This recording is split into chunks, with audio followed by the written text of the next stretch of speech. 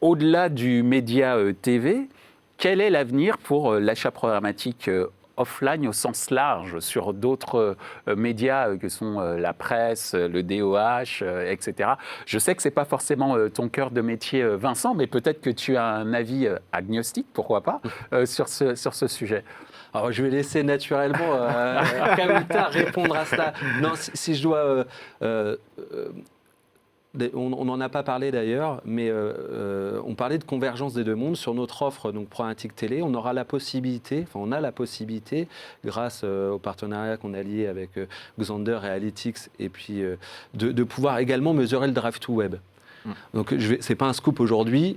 En télé, sur l'écran de télé linéaire, on ne peut pas cliquer la publicité. Néanmoins, elle contribue fortement à générer du trafic sur le site. Donc, juste pour vous indiquer que c'est intéressant, le programmatique permet aussi, et le média télé permet aussi de comparer les différents médias et notamment de mesurer la génération du drive to web. Pour revenir à ta question, je vais centrer sur la première question qui était la différence entre le programmatique télé et la télé segmentée. On a parlé de programmatique télé, encore une fois, c'est un mode transactionnel automatisé, mais on est sur une diffusion qui est linéaire, qui s'adresse à l'ensemble des foyers français. L'avenir, si je dois ouvrir aux médias offline, c'est aussi la possibilité demain, et on y travaille pour, ce n'est pas dans un futur très proche, mais en tout cas on travaille également pour, ça serait de rendre la télévision segmentée, donc de diffuser sur des segments d'audience qui peuvent être via le prisme de la géographie. Donc voilà, je touche que les Parisiens ou la composition du foyer, je touche que les foyers célibataires, etc. Et la liste peut être longue puisqu'on retrouve une granularité de data qu'on connaît sur la partie numérique.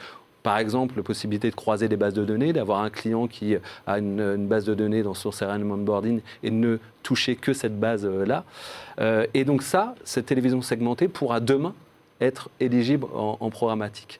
Donc on voit naturellement que ce mode transactionnel qui est plébiscité aujourd'hui sur le numérique, qui représente la très majeure partie des investissements, va petit à petit, je dirais structurellement, intégrer les autres médias. Donc sur le média télé, on a un premier pas. Sur les médias offline, je vais pas répondre au nom des autres médias, mais ça me paraît entre guillemets un peu inéluctable.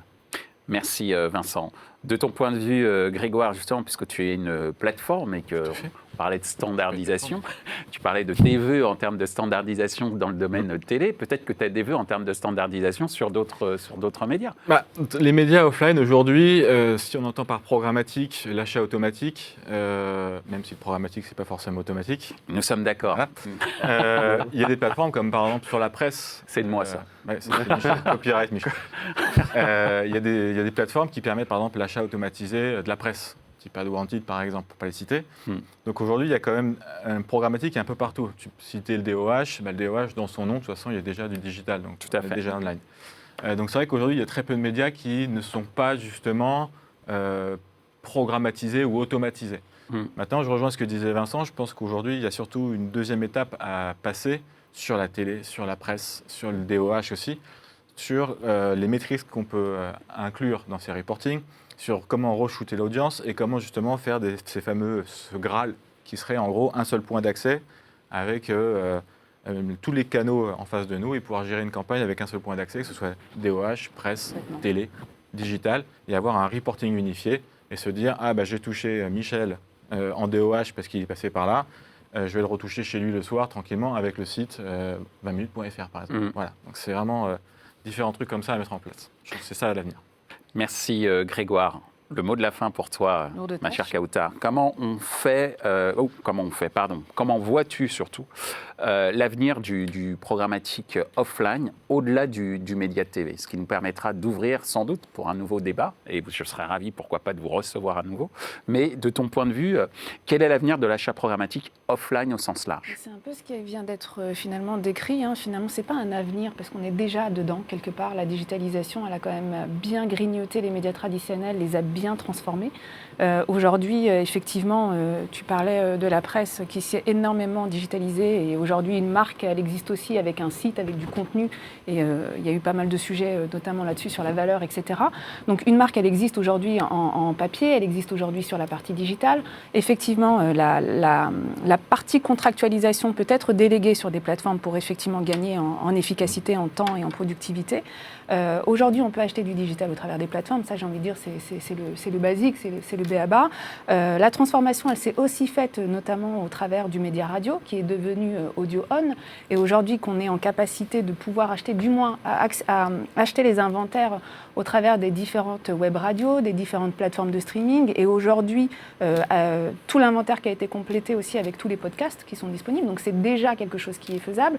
Effectivement, la digitalisation des écrans, des panneaux d'affichage, quand on parle du DOH, la mutation, elle s'est faite en fait, on est déjà dedans. Mais le challenge d'après, c'est effectivement comment encore une fois, c'est les mots-clés, hein, c'est la consolidation et la standardisation, pour qu'à un moment donné, quand j'ai envisagé une campagne pour un annonceur, je puisse être en capacité de pouvoir effectivement identifier les audiences en fonction de leur parcours, encore une fois, dans la journée, mais de leur consommation du média au travers en fait, de tous ces leviers. Et de pouvoir un petit peu standardiser la démarche, l'activation, et surtout, comment je vais pouvoir aussi, parce que sur ces médias-là, vous avez aussi des KPI qui sont propres, hein, et des choses qui sont encore amenées à évoluer, encore une fois, et à travailler un petit peu plus en profondeur.